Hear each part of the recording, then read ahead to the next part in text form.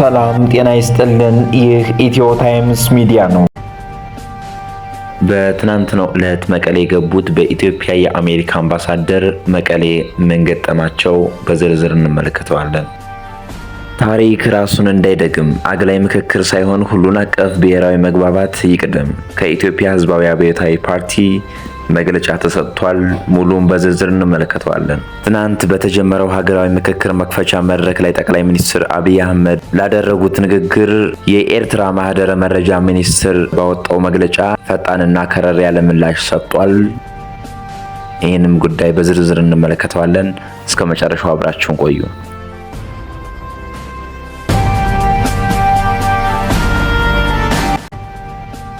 በኢትዮጵያ የአሜሪካ አምባሳደር ኤርቪን ማሲንጋ በትናንትናው ዕለት የመቀሌ ጉዟቸው ለውይይት ቀጥሯቸው የነበሩትን አመራሮች ሳያገኙ መመለሳቸው ተሰምቷል።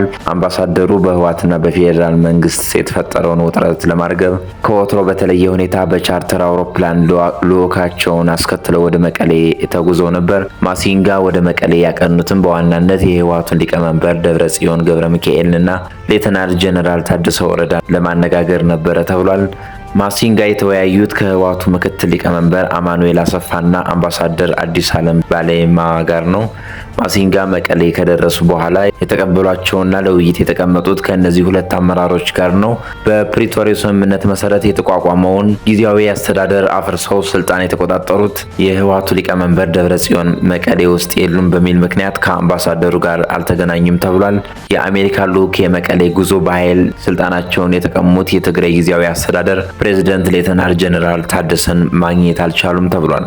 ከስልጣን ከወረዱ በኋላ ከአደባባይ እይታ የጠፉት ጀነራል ታደሰ አምባሳደሩን እንዳያገኙ በህወሓት የጸጥታ አመራሮች የደህንነት ስጋት በሚል እንደከለከሏቸው ተሰምቷል። አምባሳደሩ ጀነራል ታደሰ ወረደ እንዳያገኙ መከልከላቸው የቀድሞ አለቃቸው ጌታቸው ረዳ በፌስቡክ ገጻቸው ጽፈዋል። ጀነራሉ ከመቀሌ እንዳይወጡ ህወሓት በመደባቸው ጠባቂዎች ጥብቅ ክትትል እንቅስቃሴዎች በቤት ውስጥ የተገደበ መሆኑን ለጉዳዩ ቅርበት ያላቸው ምንጮች ይገልጻሉ። ታሪክ ራሱን እንዳይደግም አግላይ ምክክር ሳይሆን ሁሉን አቀፍ ብሔራዊ መግባባት ይቅደም። ከኢትዮጵያ ሕዝባዊ አብዮታዊ ፓርቲ ኢህአፓ መግለጫ አውጥቷል።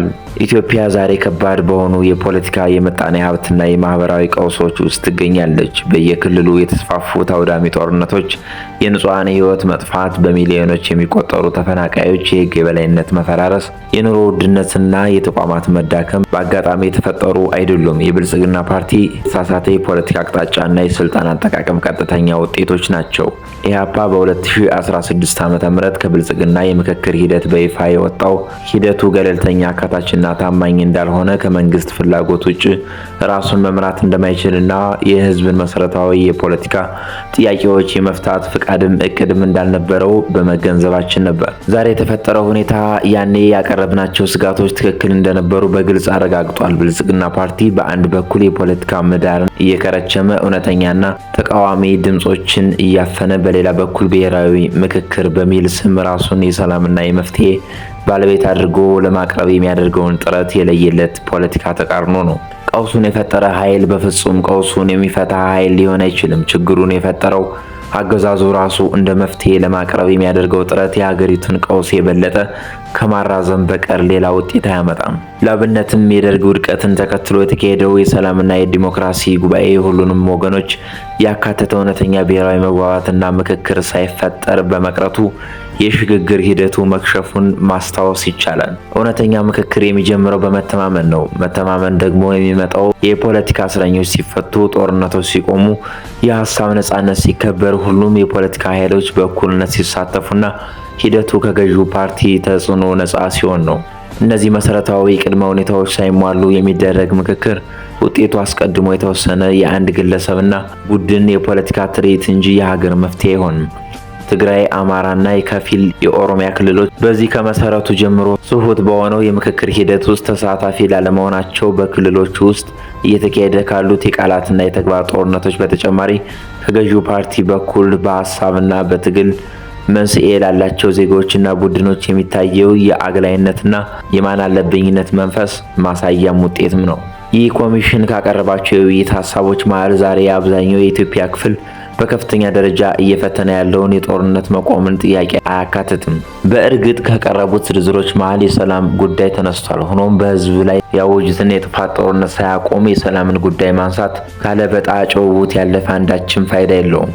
ለዚህም ነው የብልጽግና ፓርቲ ብሔራዊ ምክክር የሀገርን ቀውስ ለመፍታት ሳይሆን የከሸፈውን የብልጽግና ፖለቲካ ቅቡልነት ለማደስ የተዘጋጀ መድረክ ነው የምንለው። ኢትዮጵያ የምትፈልገው ይህ አይነቱን የፖለቲካ ዲስኩር ሳይሆን በፍትህ፣ በተጠያቂነት፣ በእውነተኛ ዲሞክራሲና በህዝብ ሉዓላዊነት ላይ የተመሰረተ አዲስ የፖለቲካ ምዕራፍና የስርዓት ለውጥ ነው።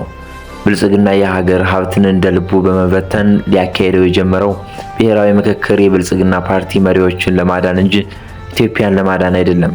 የኢትዮጵያ ህዝብ ከተጋረጠበት የህልውና አደጋ ለመዳን የሚያደርገውን ጥረት አጠናክሮ ይቀጥል ዘንድ ጥሪያችንን እያቀረብን ዓለም አቀፍ ማህበረሰብም ለፍትህ፣ ለነጻነት፣ ለዲሞክራሲና ለእኩልነት ለሚደረገው ትግል ያለውን አጋርነት ከመቼውም ጊዜ በላይ እንዲቀጥል እንጠይቃለን። ኢህአፓ ለእውነተኛ ዲሞክራሲ፣ ለህዝብ ሉዓላዊነትና ለፍትህ የሚደረገውን ትግል በጽናት ይቀጥላል። የኢትዮጵያ ህዝባዊ አብዮታዊ ፓርቲ ኢህአፓ። ትናንት በተጀመረው ሀገራዊ ምክክር መክፈቻ መድረክ ላይ ጠቅላይ ሚኒስትር አብይ አህመድ ባደረጉት ንግግር ቀደምት የመንግስት መዋቅሮች ላይ ቀጥተኛ ያልሆነ ትችት በመሰንዘር ኢትዮጵያ ለሺህ ዘመናት በባለቤትነት የያዘችውን ያስተዳደረችውን ቀይ ባህር እንድታጣ ያደረገው ያልተመረጠ መንግስት በፈጸመው ሸፍጥ መሆኑን ገልጸዋል። ጠቅላይ ሚኒስትሩ አክለውም ሀገሪቱ የጂኦግራፊ እስረኛ እንድትሆን ያደረጋት ዋነኛ ምክንያት በውስጥ የነበረው ስንፍናና መሻኮት መሆኑን በመጥቀስ ልማትና ግንባታ ሲጀመር አብረው የማይቆሙ ነገር ግን እርስ በርስ ጠባብና ጭቅጭቅ ሲኖር ጥይትን የሚያቃብሉ እንዲሁም ፕሮፓጋንዳ የሚሰነዝሩ አሞሮች እያንዣበቡ መሆኑን በምሳሌ አስረድተዋል። ይህ ንግግር በቀጥታም ሆነ በተዘዋዋሪ ኤርትራንና በሀገር ውስጥ ያሉ ተቃዋሚ ኃይሎችን ኢላማ ያደረገ መሆኑን በርካታ የፖለቲካ ታዛቢዎች ገልጸዋል። ለዚህም የጠቅላይ ሚኒስትሩ ንግግር ፈጣንና ከረር ያለ ምላሽ የሰጡት የኤርትራው ማህደረ መረጃ ሚኒስትር ባወጣው መግለጫ የኢትዮጵያን ገዢ ፓርቲ በክልላዊ ቀውስ ፈጣሪነት በቅዠት መርሆች የሙጥኝ ማለቱን በመግለጽ ክስ ሰንዝሯል። ኤርትራ በሰጠችው ምላሽ በቅርቡ በአዲስ አበባ የውጭ ጉዳይ ኢንስቲትዩትና በሆረን ሪቪው በኩል የወጡት የጥናት ጽሑፎች በኤርትራ ላይ የተሰነዘረ ግልጽና ጠብ አጫሪ አጀንዳ መሆናቸውን በመግለጽ የብልጽግና ፓርቲ በህዝብ ዓይን የወደቀውን የቤት ውስጥ ውድቀቱን ለመሸፈንና የህዝብን ትኩረት ለማስቀየር የኤርትራን መከላከያና መንግስታዊ መዋቅር ደካማ አድርጎ ለማሳየት የሚሞክርበት ስነ ልቦናዊ የፕሮፓጋንዳ ዘመቻ ነው ስትል አጣጥለዋለች። በተጨማሪም የአስመራው መግለጫ አዲስ አበባ የናይል ወንዝ ላይ ያላትን የውሃ የበላይነት ወደ ቀይ ባህር በኃይል በመጠቀም የባህር በር ለማግኘት የምታደርገው ጥረት ላይ ለማጣመር መሞከሯ የቀጠናውን ሰላም አደጋ ላይ የሚጥልና ከጎረቤቶቿ ጋር ያለውን ግንኙነት ወደ ዜሮ ድምር የግዛት ሽሚያ የሚቀይር አደገኛ አካሄድ ነው ሲል ወቅሷል። በአሁኑ ወቅት የሁለቱ ሀገራት ግንኙነት ከፕሪቶሪያው ስምምነት ወዲህ ይበልጥ እየሻከረ መምጣቱን በተለይም በቅርቡ በትግራይ ኤርትራና ሱዳን መካከል የመጥረቢያ ፖለቲካ ትስስር አለ በሚል በጠቅላይ ሚኒስትር የቀረበው ክስ ውጥረቱ ይበልጥ እንዳባባሰው ይታወቃል።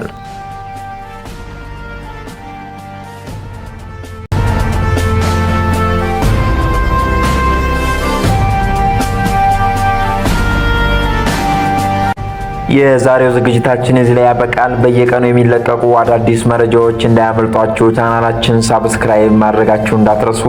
ቪዲዮውን ከወደዳችሁት ላይክ እና ሼር በማድረግ ድጋፋችሁን አሳዩን። ስለነበረን ቆይታ እጅግ በጣም እናመሰግናለን። መልካም ጊዜ